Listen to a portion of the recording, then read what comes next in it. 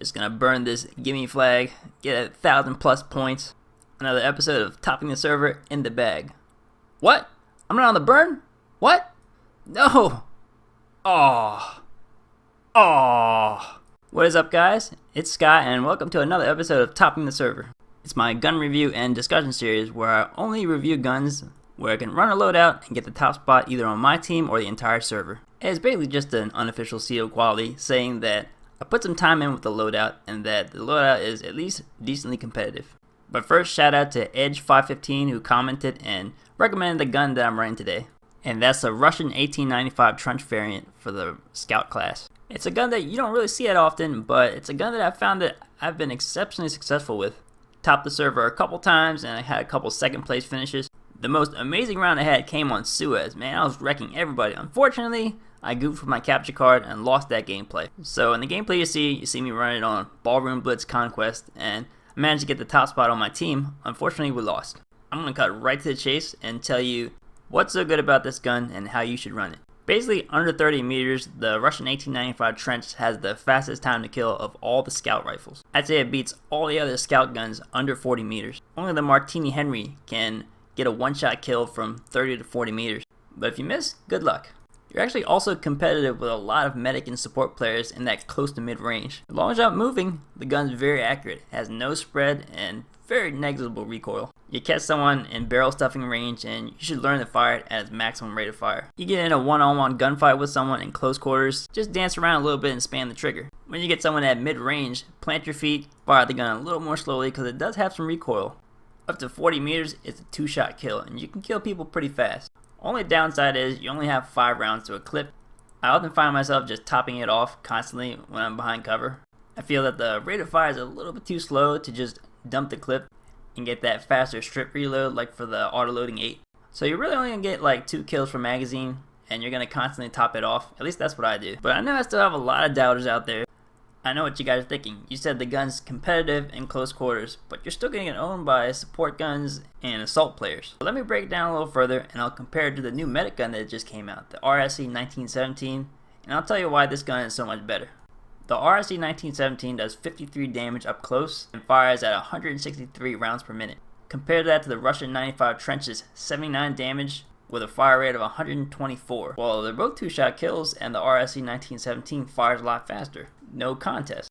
But there's a pretty big difference between theoretical and actual with weapon statistics. First off, the RSC 1917 doesn't give you a one-shot headshot. In addition, if you hit someone anywhere other than the upper chest or the head, it's a 3-shot kill for the RSC 1917. The RSC 1917 also has more spread than the Russian 1895.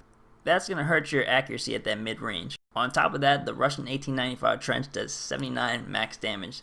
That means that if you're in close quarters and someone's been nicked by a pistol shot or taking a little bit of grenade splash, you're going to one-shot them, and that's going to happen a lot. I'm not saying you can just run into a room, guns blazing. You got to kind of stick to cover, isolated to one-on-one, one-on-two engagements. But believe me, this gun is pretty good. What I actually found is that a lot of players kind of sleep on the scout class in that close to mid-range. A lot of medics would just rush me with their bayonets, not thinking that I could just burn them down so fast with this gun. But I still know what you're thinking. You'd rather choose any other class beside the scout class in close quarters.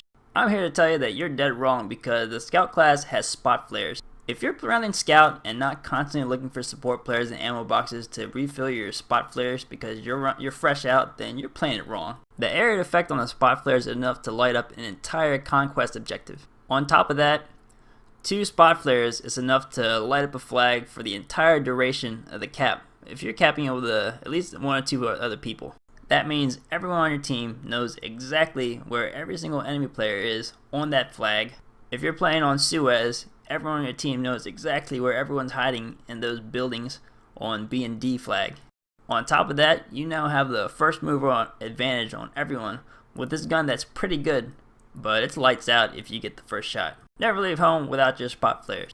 Another thing to note, at least in my opinion, is that bolt action rifles are not really useful in Conquest. Very rarely are you going to have enough teamwork for there to be frontline players, assault, support, and medics that are going to be able to get your back and protect the front lines while you sit in the back and snipe.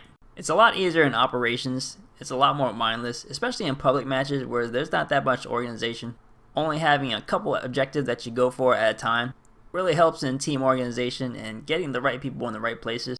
Conquest is a lot more disorganized, and you operate in smaller groups. Sometimes you might even be lone wolfing it to try to backcat the enemy, for example. So Scout's still extremely useful, but you're kind of a liability if you're running a bolt-action rifle. In my opinion, that's where this gun comes into play. It lets you take the Scout class and push it up to the front lines. Of course, that's all situational. Like on Suez, say your team's stalemating at sea, you don't really have the opportunity to try to sneak behind the enemy lines and backcap them. So you can kind of afford to sit in the hills and snipe at the enemy. That's not really my style. Like I said, I always like to go for the most flags captured award at the end of the round. At least in Conquest, I think that to be able to push up onto the flag, you need to be able to operate in close quarters. With all that out the way, there's a couple other things that I like to do to outfit this gun and the Scout class in general. First things first, I run a bayonet on all my Scout guns. The bayonet does increase your recoil and your sprint out time. Sprint out time is basically the time it takes for you to draw your gun up after you stop sprinting. But those are really not issues with the Scout class. If you're using your spot flares, then you're going to get the first mover advantage on anyone coming around the corner. Any assault players running automaticos or shotguns, just give them a bayonet to the face. I'm also running the Frommer Stop, which is probably the best sidearm for the Scout class up to 10 meters. After 10 meters, there's really no point in switching to a sidearm with this gun. I actually watched Level Cap's review and I saw him switching to a sidearm a lot with this gun, probably out of habit more than anything, but you'll probably burn your opponent down with a second shot before you can switch to a sidearm. K bullets are also really nice. I didn't really use any K bullets in this round, even though I was running it. The annoying thing about K bullets is that they don't do a lot of damage. Specifically for topping the server purposes, you really want to get that killing blow on vehicles like tanks. I find that I rarely get the killing blow with a K bullet, but you can still help your team take down a land ship or a heavy tank. I always wait until I get a couple assault players in the vicinity to try to take a tank down together. Really no point in dumping all your K bullets into a heavy tank with no teammates nearby, because they can just repair the damage back up. All in all, the Russian 1895 Trench, I think, is pretty much mandatory for anyone that full-time scout to learn it.